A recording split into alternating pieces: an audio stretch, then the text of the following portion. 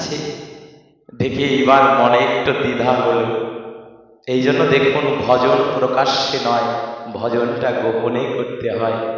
ভক্ত যখন ভোগ লাগায়, ভগবানকে সেবা দেয়, অনেকটা বিগ্রহ জ্ঞানে নয়, অনেকটা মানুষ জ্ঞানে। তখন ভক্ত মৃন্ময় মূর্তিকে ভোগ লাগায় না, তখন ভক্তির কাছে ওই বিগ্রহটা সজাগ, ওই বিগ্রহটা সজীব থাকে। আর তখন ভক্ত ভগবানকে স্মরণ করে এবং সম্মুখে দেখতে পায় ভগবান ছুটে এসেছে। ভক্ত আত্মহারা হয়ে তার চরণ কমলে আশ্রয় নেয়। তাহলে পরে এই জন্যই কিন্তু দেখবেন, যখন পূজারী পূজা দিতে যায় দরজা বন্ধ করে দেয়, একটা পর্দা লাগিয়ে দেয়। কারণ এইভাবে সেবাটা যখন বহিরঙ্গ কেউ দেখে যাবে, ভজনচ্যুত হতে পারে। এই জন্য কাউকে দেখতে দেয় না, একটু আড়ালে। প্রকৃত অর্থে ভজনটা আসলেই গোপন, ভজনটা গোপন ভিন্ন, গোপী ভিন্ন কখনো ইহা পাওয়া সম্ভব নয়। আজকে কি করেছি জানো? আজকে সেই ভগবান, সেই কৃপার করুণার নিধি যখন ভক্তের একজনের থেকে আরেকজনের যে প্রসাদগুলো ওগুলো খাচ্ছে, তখন দেবীর মনে মনে চিন্তা হলো, ইনি কি আসলেই ভগবান? ইনি কি আসলেই ভগবান, যাকে ভক্তরা এত নিয়ম বিধি মার্গ মনে এত মন্ত্র বলে ভোগ নিবেদন করে, আর আজকে তিনি নিজে ইচ্ছা করে একজনের একটু অন্ন তিনি খেয়ে নিচ্ছে, আসলে ইনি কি ভগবান? এই যেই আমাদের সর্বনাশ। এটা যখন চিন্তা করেছে, তখন অহংকার জন্ম নিয়েছে। অহংকার এসে গেল, আসলে ইনি কি ভগবান? আমাদের যখন এরকম দ্বিধাদ্বন্দ্ব আসবে, আমাদের ভজন নষ্ট হয়ে যাবে। আর যার ভজন নষ্ট হয়ে যায়, তার জীবনে আর কিছুই থাকে না। জানো গো, যখন বলে দিয়েছে কি ভগবান, মনে সন্দেহ হয়েছে, অহংকার জন্ম নিয়েছে। এইবার গোবিন্দের কাছে গিয়ে, ছোট বালক রবি কৃষ্ণের কাছে গিয়ে বলছে, এই যে শোনো, এই শোনো, তুমি সারাটা জীবন তো মা যশোদা সামান্য 2 কর দিয়ে তোমাকে ননি খাইয়েছে, ওতে কি ক্ষুধা যায়? সামান্য 2 হাতে করে কতটুকু ননি দিয়েছে, ওই সামান্য ননি দ্বারা কি তোমার উদর পূর্ণ হয়? দেখো, আমি এসেছি, আমি তোমার জন্য 10 করে ননির ভাণ্ড নিয়ে এসেছি, তোমাকে পরিতৃপ্ত করে উদর পূর্তি করে সেবা করাবো, একবার আমার কোলে এসে উপবেশন করো। ভগবান বুঝিয়ে নিয়েছে, আরে আমি তো অহংকারীর দিকেও তাকাই না। যিনি বলে যে আমি সেবা দেই, আমি ভগবানকে এতবার ভোগ লাগাই, এগুলো প্রকাশ্যে কেউ বলবেন না। এগুলো বলতে গেলে আপনার ভজন পূর্ণ হয়ে যাবে। আপনি কি করেন, কতটুকু ভজন করেন, এটা একমাত্র গোবিন্দ, তিনিই সব থেকে ভালো জানেন। আজকে যখন বলে দিয়েছে, আমি 10 করে তোমাকে ননি সেবা করাবো, মা যশোদা তোমাকে কতটুকু সেবা করায় একবার ভাবুন তো। আপনারা একটু ভেবে নিন, আমরা একটু লীলাচলে জেনে নেব। অর্জুন কবার বিশ্বরূপ দেখেছিল জানা আছে? ভগবানের বিশ্বরূপ অর্জুন কয়বার দেখেছিল? একবার। বুঝেছ? ভগবানের যে বিশ্ব ব্রহ্মাণ্ড ব্যাপিত যে রূপটা আছে, ওটা অর্জুন দেখেছিল একবার। আর বৃন্দাবনে সেই গোয়ালিনী মা যশোদা কবার দেখেছিল? 2 বার দেখেছিল। স্বয়ং ভগবানের সেই বিশ্বরূপটা 2 বার দেখেছিল। যখন অর্জুন দেখেছিল, ভয়ে ভ্রূকম্পিত হয়ে গিয়েছিল। আর মা যশোদাও যখন বিশ্বরূপ দেখেছিল, এই গোপাল মাটি কেন খাচ্ছিস রে?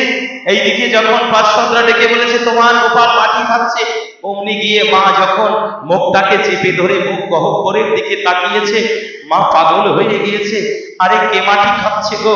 ওই মুখ গহ্বরের মধ্যে অনন্ত কোটি বিশ্ব ব্রহ্মাণ্ড দেখিতে পেলে। মা যখন গোপালের মুখ গহ্বরে বিশ্ব ব্রহ্মাণ্ড দেখছে, জানো, মাও পাগল হয়ে গেছিল, মায়েরও ভয় এসেছিল। দুটো জায়গায় মিল আছে, অর্জুনেরও ভয় এসেছে, মায়েরও ভয় হয়েছে। অর্জুনের ভয় হয়েছে তোমার বিশ্বজোড়া রূপ, আমি অতি নগণ্য।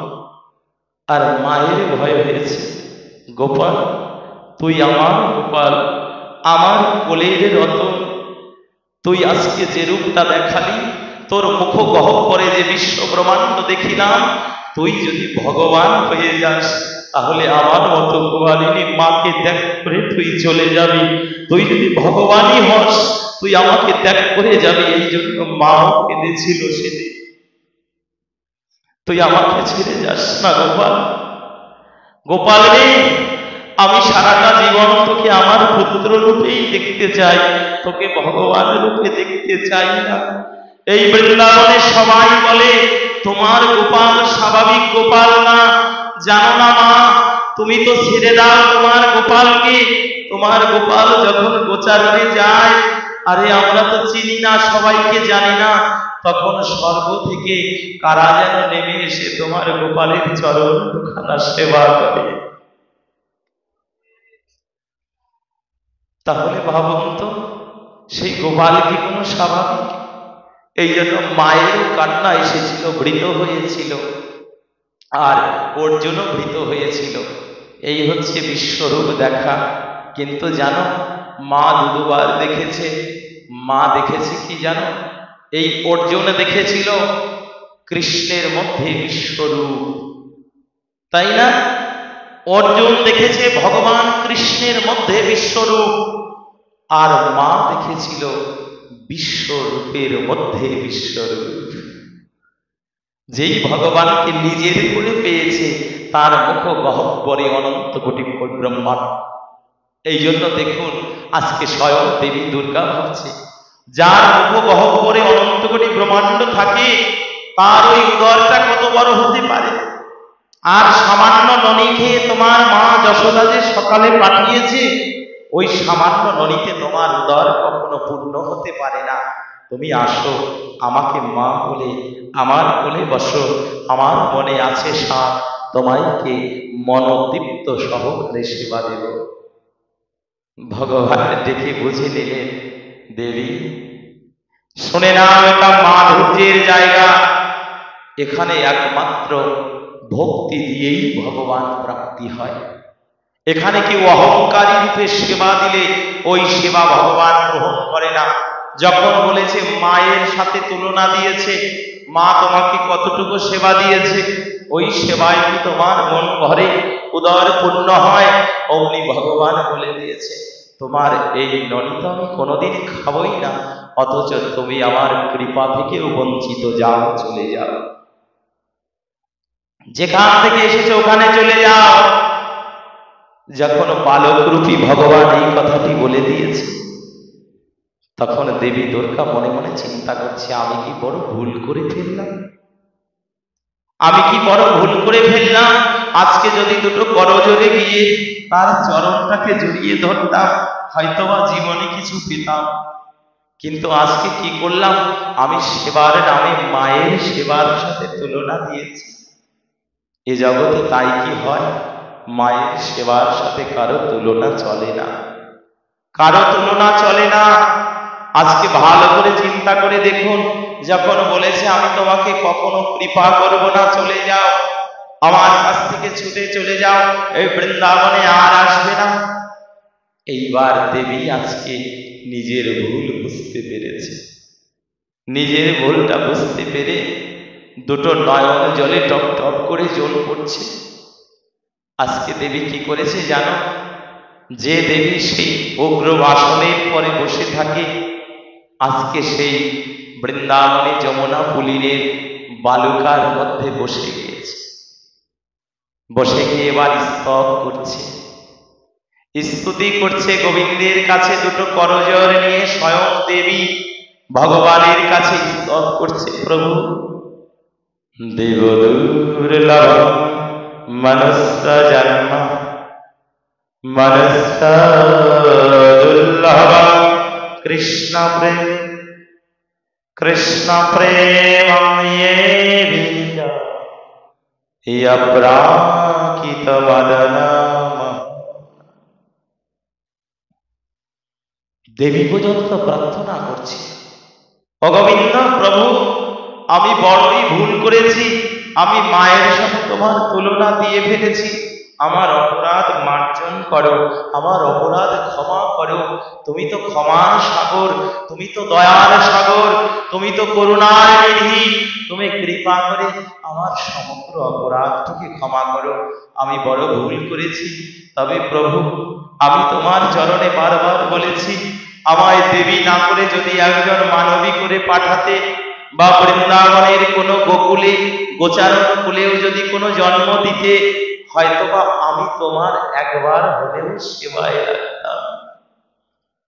ব্রজ গোপী করেও যদি জন্ম দিতে, অন্তত পক্ষে একবার হলেও তোমার চরণ সেবায় লাগতাম। কি বলবো জানেন, এখনো পর্যন্ত বৃন্দাবনে একটা রীতি আছে, যারা প্রকৃত অর্থে ব্রজবাসী, ওরা এখনো পর্যন্ত ওই ঘরের সম্মুখে শিখার মধ্যে কখনো রুটি, কখনো ফল, বিভিন্ন খাদ্যদ্রব্যগুলো রেখে দেয়। ওরা এখনো পর্যন্ত বিশ্বাস করে ভগবান ওই ঘরের মধ্যে ঢুকে চুরি করে তারপরে খেয়ে চলে গিয়েছিল। ওই রীতিটা এখনো পর্যন্ত আছে। তাই কি করে জানো, ব্রজবাসীগণ গোবিন্দের কাছে ডেকে বলে, গোবিন্দ, আগের যে ব্রজবাসীগণ ছিল, যখন তুমি লীলা প্রকট ছিলে, তখন তো তাদের শুদ্ধ ভক্তি ছিল। তুমি তখন তাদের গৃহে গিয়ে তুমি নিজ গুণে সেবা করে নিয়েছিলে।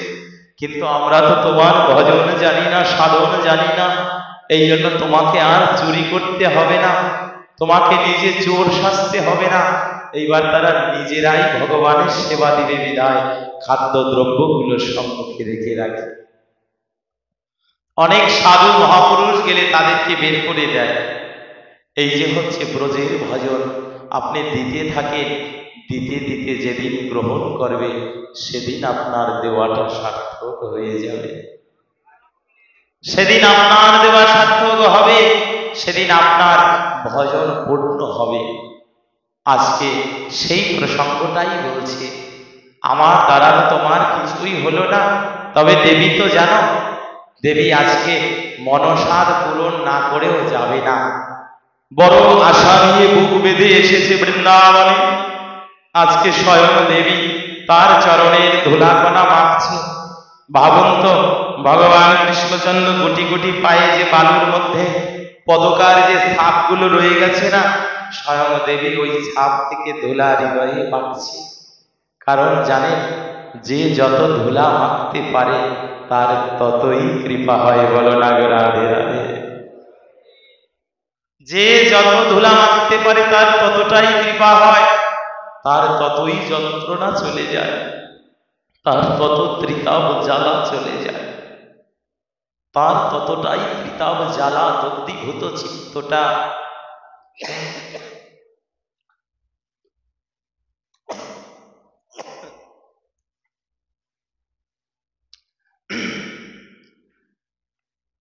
নির্মল চিত্ত শান্ত হয়ে যায়।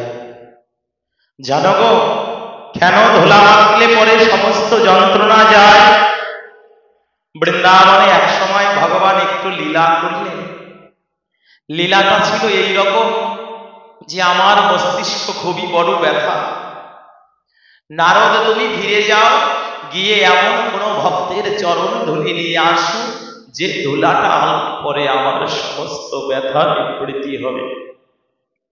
নারদকে যখন বলেছে, নারদ প্রথমেই বলে উঠলেন, প্রভু এই কাজ কেউ করবে না, এমন কারো দুঃসাহস নেই যে তোমাকে ধুলা দেবে, এটা কখনো সম্ভব না। বলেছে নারদ, তারপরেও যাও, গিয়ে দেখো এখনো পর্যন্ত যদি কেউ সত্য ভক্ত থাকে তারা দেবে। জানো, নারদ নিজের উত্তরীটা নিয়ে গিয়ে সমস্ত দেবতাদের কাছে প্রথমে গেলেন। কারণ দেবতারা তো এক একজন দৈব গুণে ভাবাপন্ন। গিয়ে বললেন, ওগো, আমার ভগবান আমাকে পাঠিয়েছে, তার খুব মস্তিষ্ক যন্ত্রণা ব্যথা, তোমরা তোমাদের একটু পদধূলি দাও, ওই ধুলাটা দিলেই ভগবান সুস্থ। ডেকে বললে, নারদ কি বললে? পদধূলি দেব? জীবনে অনন্ত কাল পচে গলে মরতে রাজি আছি, কিন্তু প্রভু আমাদের পায়ের ধুলোটা গোবিন্দের মস্তকে আমরা দিতে পারবো না। নারদ সৈন্য বস্ত্রটা নিয়ে ফিরে এলেন। ফিরে এসে স্বর্গে চলে গিয়েছে অর্থ, পরে আসবে পাতালে গিয়েছে আগে। সমস্ত কিছুদের কাছে গেলেন, ফিরে আসলেন, কেউ দিতে রাজি হলো না। এরপরে শেষে সর্বশেষ নারদ ফিরে গেলেন। ভগবান তো ব্রজ বৃন্দাবনে বিহার করে, ওই বৃন্দাবনের ব্রজ গোপীদের কাছে, যারা বেদ মন্ত্র জানে না, যারা ভালো মন্দ বোঝে না, যারা বোঝে না গোবিন্দ কিসে তুষ্ট, তারা একটা কথাই জানে, গোবিন্দ তুমি আমায় বাসো কিনা বাসো ভালো, তাতে দুঃখ নাই, জন্ম জন্মে যেন আমি তোমায় ভালোবেসে যাই, তাই গৌর হরি।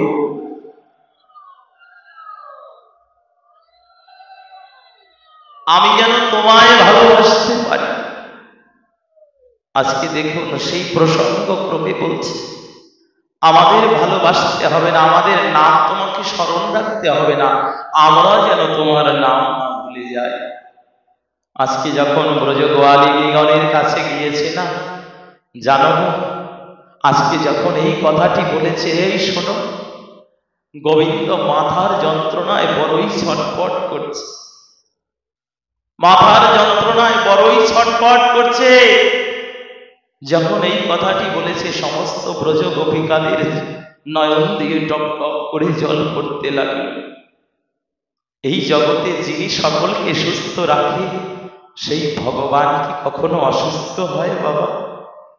ডেকে বলছে এত অসুস্থ, ওনারও ভগবান এত অসুস্থ, আমাদের ভগবান কৃষ্ণ এতটা অসুস্থ, আমাদের কাছে আগে তো বলনি। বলেছি আমাকে আগে যে বলেছি, অনেকের কাছে ঘুরে তোমাদের কাছে এসেছি। বলেছে ভগবানের এত অসুস্থতা নিবৃত্তি হবে কিসে? তুমি এখনো কোনো বুদ্ধের সন্ধান করো নাই, ওনারও তুমি ফিরে যাও, এখনই গিয়ে কোনো বিশুদ্ধ জ্ঞানী বুদ্ধের সন্ধান নিয়ে আসো।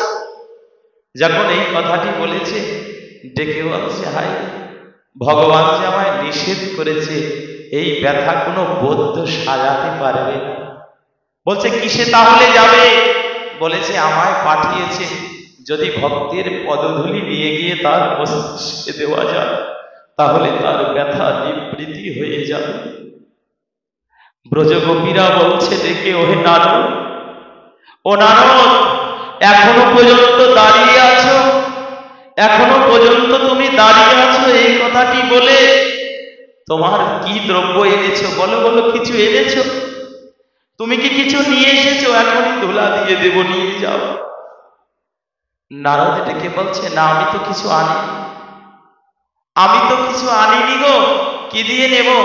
দেখুন ব্রজগোপীরা সেদিন ডেকে বলেছিল, নারদ তোমার গায়ে যে নামাবলীটা আছে, ওই নামাবলীটা পেতে দাও, নামাবলীটা পেতে দাও, আমরা আমাদের পায়ের ধুলো দিয়ে দিচ্ছি।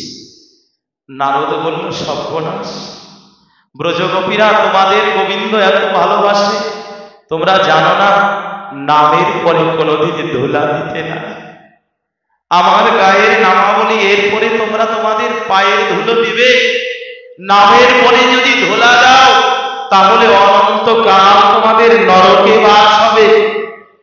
ব্রজগোপীরা সেদিকে ডেকে বলেছিল, ওহে নারদ, যদি অনন্তকাল নরকের কীট হয়েও থাকি, অনন্তকাল যদি নরকে পচে গলে যদি মৃত্যু হয়, পৃথিবীতে যতদিন পর্যন্ত চন্দ্র সূর্য আছে, ততদিন পর্যন্ত যদি আমাকে নরকে পচে গলে মরতে হয়, তাও ভগবানের ওই হাসি বদন খানা যেন নরকে বসে দেখি, তাও আমরা গোবিন্দের দুঃখটা দেখতে পারবো না।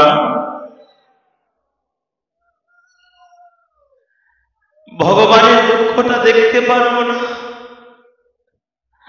এরূপ না হলে পরে কোনোদিন ভজন হয়, এরূপ না হলে কোনোদিন কৃষ্ণ কৃপা হয় না। স্বর্গে যাওয়ার জন্য আমরা ব্যস্ত সবাই, ওগো জানো মৃত্যুর পরে কে স্বর্গে যাবে কে নরকে যাবে চিন্তা করো না, যতদিন পর্যন্ত জীবিত আছো একটা কিছু চেয়ে নাও, সেটা হচ্ছে গোবিন্দ তোমার চরণ থেকে আমাকে দূরে ঠেলে ফেলে দিও না। সকলে কিছু ফেলে দিলে সকলে আবার মেনে নেবে, কিন্তু গোবিন্দ তুমি যদি ফেলে দাও, এ জগতে যাওয়ার মতো আর কোনো জায়গা আমাদের নেই। ব্রজগোপীরা সেদিন নয়ন জলে নিজেদের যার যার পায়ের ধুলোগুলো একত্রিত করে নারদের ওই উত্তরীটা অর্থাৎ নামাবলীটার পরে দিয়েছিল, আর দিয়ে বলে দিয়েছিল, নারদ পথে আর কোনো দেরি করবে না, এই ধুলাগুলো এখনই নিয়ে তাড়াতাড়ি গিয়ে গোবিন্দের মস্তিষ্কে দিয়ে দাও। এটার নাম গোপী প্রেম, এটার নাম গোপী ভজন, এটার নাম রাগাত্মিকা সাধন। এমন না হলে কোনোদিন গোবিন্দ কৃপা হয় না। আজকে যখন বলে দিয়েছে তাড়াতাড়ি নিয়ে যাও, নারদ ওই পুটলিটা বেঁধেছে, বেঁধে যখন নিয়ে যাবে অমনি আবার পিছনের দিকে তাকিয়েছে। পিছনের দিকে তাকিয়ে ডেকে বলছে, ব্রজগোপী তোমরা একবারও ভাবলে না, তোমরা একবারও ভাবলে না যে এই ধুলিটা পাওয়া মাত্র গোবিন্দ সুস্থ হবে, কিন্তু তোমাদের নিজেদের পায়ের ধুলি গোবিন্দকে দিয়েছ, এর জন্য তোমরা যে জন্ম জন্মান্তরের অপরাধী হয়ে থাকবে, জন্ম জন্মান্তরের অপরাধী থাকবে, তোমাদের এই অপরাধ কোনোদিন খণ্ডন হবে না। তোমরা এটা একবারও চিন্তা করলে না? জানো সেদিন ব্রজগোপী ব্রজগোপাঙ্গনাগণ কি বলেছিল? ডেকে বলেছিল, প্রভু হে নারদ, এটাও তুমি শুনতে চাও? এটাও আমাদের মুখ দিয়ে শুনবে? ও নারদ, তাই যদি হয় তাহলে শুনে নাও। এই বৃন্দাবনে সমস্ত জগতে একটা সূর্য ওঠে, সমস্ত জগতে একটা সূর্য ওঠে, আর ওই সূর্যটা উঠলে পরে সব অন্ধকার চলে যায়, তাই না? একটা সূর্য উঠলে সমস্ত অন্ধকার যায়। ব্রজগোপীরা ডেকে বলেছিল, ওই নারদ, এই বৃন্দাবনে ওই সূর্য আলোকিত করে না, এই বৃন্দাবনে কৃষ্ণ প্রেম সূর্য সব। যদি গোবিন্দই যদি জীবনে না বেঁচে থাকে, গোবিন্দই যদি ব্যথাগ্রস্ত হয়, তাহলে আমাদের এমনিতেই যে অন্ধকার নরকে আমাদের পচে পড়তে হবে। ও নারদ, আমাদের পদধূলি দেওয়াতে আমরা যদি অপরাধী হয়ে যাই, আমরা যদি অনন্তকাল অপরাধের বোঝাটা বইয়ে নিয়ে বেড়াতে হয়, আমরা তাতেও রাজি আছি, তুমি গিয়ে দিয়ে দাও তাড়াতাড়ি। নারদ শোনা মাত্রই ওই পদধূলিগুলোকে একত্রিত করে দিয়ে সেদিন গোবিন্দের মস্তকের পরে যখন ব্রজগোপীদের পদধূলিটা স্পর্শ করিয়েছিল, আসলে তো ভগবানের মাথা যন্ত্রণা হয় না, ভগবান বুঝে নিলেন আমাকে কারা কেমন ভালোবাসে। সবাই চেয়েছিল, দেবতারা চেয়েছিল না আমাদের পায়ের ধুলো দিলে, আমাদের যদি পায়ের ধুলো গোবিন্দকে দেই আমরা নরকে যাব। এখনো পর্যন্ত যাদের নরকের চিন্তা আছে, তারা তো কখনো কৃষ্ণ ভজন চিন্তা করে না। যারা কৃষ্ণ ভক্ত কোনদিন নরকের যন্ত্রণাকে যন্ত্রণা মনে করে না। কৃষ্ণ ভক্ত একটাই চিন্তা করে, কৃষ্ণ ভক্তের একটাই বাসনা, একটাই চিন্তা, আমি নরকে না, আমি যদি এই মর্তলোকেও থাকি, ওই মর্তলোকে থেকে আমি যদি করুণাময়ী রাধা ঠাকুরানীর চরণ থেকে দূরে থাকি, আমি যদি গোবিন্দ চরণ থেকে দূরে থাকি, তাহলে এইটাই আমার জন্য নরক যন্ত্রণা। জানো সেই দিন কি করেছিল? চরণ ধুলাটা যখন পদে দিয়েছিল, অমনি নারদের কাছে বলেছে, নারদ, কার এমন দুঃসাহস, কার এমন দুঃসাহস আছে যে আমার মস্তিষ্কের উপরে ধুলা দিতে চায়? তখন নারদ ডেকে বলেছিল, জানো গো, আমি দেবলোকে গিয়েছিলাম, দেবতারা দেয়নি।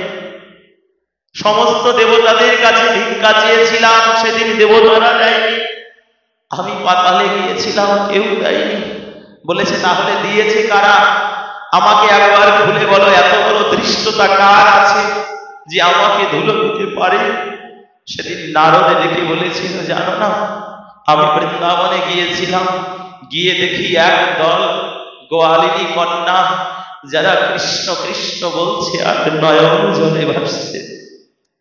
ওদের কাছে যখন বলেছিলাম, ওদের মাঝে ছিল একজন পরমা সুন্দরী নারী। তিনি প্রথমে ডেকে বলেছিল, নিয়ে যাও, তাড়াতাড়ি নিয়ে যাও নারদ, এই ধুলো দেব বিধায় আমরা এখনো দাঁড়িয়ে আছি, তাড়াতাড়ি নিয়ে যাও, গোবিন্দ যেন আর কোনো কষ্ট না পায়। ডেকে বলেছিল, সেদিন ব্রজ গোপীরা তোমায় ধুলা দিয়েছে। এইবার নারদকে বলেছিল, নারদ বুঝতে পেরেছ, বুঝতে পেরেছ গোপী প্রেম কাকে বলে, গোপী ভজন কাকে বলে? যারা নরকের যন্ত্রণাকেও তুচ্ছ মনে করে, একমাত্র কৃষ্ণ সুখেই তাদের প্রকৃত সুখ, এইটাই তাদের জীবনের সার।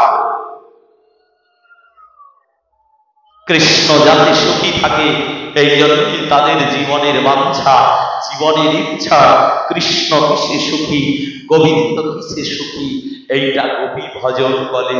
এমন অনুরাগ না হলে পরে কোনোদিন কৃষ্ণ কৃপা পাওয়া সম্ভব না। যখন এই কথাটুকু বলেছে, এইটা মনে আছে, তখন স্বয়ং দেবী দুর্গা এই লীলাটা স্মরণ করে সেদিন কি করেছিল জানো? ওই গোবিন্দের পদধূলি দেখে ধুলা মেখেছিল। ও প্রভু, তুমি বলেছ আমাকে কৃপা করবে না, তোমার যন্ত্রণা যদি ভক্তের পদধূলিতে যায়, আমার মনের যন্ত্রণা কেন যাবে না? তাই ধুলাটা নিয়ে বক্ষে মাখছি। যে মাকে আমরা পূজা করি, তিনি ভক্তের পদধূলিটা, ভগবানের চরণ চিহ্ন অঙ্কিত সেই বিগ্রহ রূপের সেই ধূলি কণাগুলো যখন মাখছি, অমনি ভগবানের কাছে দুটো করজোর করে নয়ন জল ছেড়ে দিয়ে বলল, প্রভু, আমি তোমার কাছে বড় অপরাধ করে ফেলেছি। আমি বলে ফেলেছি মা যশোদা তোমাকে কতটুকু সেবা দেয়, আমি তোমাকে আরো বহু সেবা দেব। আমি বুঝতে পারি নাই এই জগতে ভক্তিটুকু তুমি গ্রহণ করো, আর কিছু না। ভক্তি একমাত্র ভগবানের ভব আরাধ্য। আজকে কি করেছে জানো? যখন গোবিন্দের চরণ যুগলে পড়ে গিয়েছে, জানো, যখন গোবিন্দের চরণে পড়ে গিয়েছে, অমনি গোবিন্দ তো সমস্ত অহংকারীকেও ক্ষমা করে, সমস্ত অহংকারীকেও ক্ষমা করে। তিনি যদি ক্ষমাই না করবে, বাবা, পুতনা এত বড় রাক্ষসী নিয়ে এসেছে, বিষ দিয়ে পান করিয়ে তাকে মৃত্যু দেবে। পুতনা যখন বিষ নিয়ে এসেছে, বিষ পান করাবে গোপালকে, সেই দিন কি করেছিল জানো? গোপালের মুখে যখন সেই বিষ মিশ্রিত স্তনটা দিয়েছিল, ভগবান এমন ভাবে তাহাকে চুম্বন করে টান দিয়েছে, পুতনার জীবনটা পর্যন্ত বের হয়ে গিয়েছিল সেদিন। আর কি হয়েছিল জানো? ওই পুতনার দেহটা যে জায়গার পরে পড়ে গিয়েছিল, ওটা বিশাল একটা পাহাড় সমতুল্য জায়গা। তখন সমস্ত বৃক্ষ রাজি গুল্মলতা ধূলিসাৎ হয়েছিল। আর একটা কথা কি জানো? ব্রজবাসীরা দেখলো এত বড় একটা দেহধারী পিশাচীকে যদি এইভাবে ফেলে রাখি, ওর শরীর থেকে দুর্গন্ধ আসবে, পচা গলিত দেহ, ও তো আমাদের ভগবানকে গোপালকে মারতে এসেছিল। তা কৃষ্ণ বিদ্বেষী, আর কৃষ্ণ বিদ্বেষী এই বিপুল সুঘ্রাণ তো কোনোদিন আসবে না, দুর্গন্ধ আসবে। এই জন্য কি করেছিল জানো? ব্রজবাসীগণ অরণ্য থেকে বহু কাঠ সঞ্চয় করে এইবার কাঠ দিয়ে পাহাড়ের মতো তৈরি করে অগ্নি সংযোগ করে দিয়েছিল, পুতনার দেহটাকে পুড়িয়ে দেবে। কি বলবো আপনাদের কাছে, সেদিন বৃন্দাবনে যখন পুতনার দেহটায় আগুন দেওয়া হয়েছিল, পুতনার দেহ থেকে সেদিন চন্দনের গন্ধ বেরিয়েছে, চন্দনের সুঘ্রাণ বেরিয়েছে। কেন জানো? যদিও ভগবান সেবার জন্য আসে নাই, ভগবানকে সেবা দিবে এই চিন্তা করে আসে নাই, ভগবানকে মারবে এই চিন্তা করে, কিন্তু তথাপিও যেহেতু একবার বৃন্দাবনে এসেছে, যেহেতু একবার করুণাময়ী রাধা ঠাকুরানীর চরণের কাছে এসেছে, এটা বৃন্দাবনে আসবার বড় গুণ। আরেকটা গুণ রয়েছিল, যে স্তনটা, যে দেহটা একবার গোবিন্দ স্পর্শ করে, ওই দেহটাই নিত্য নব বৃন্দাবন হয়ে যায়, ওই দেহটাই বৃন্দাবন হয়ে যায়।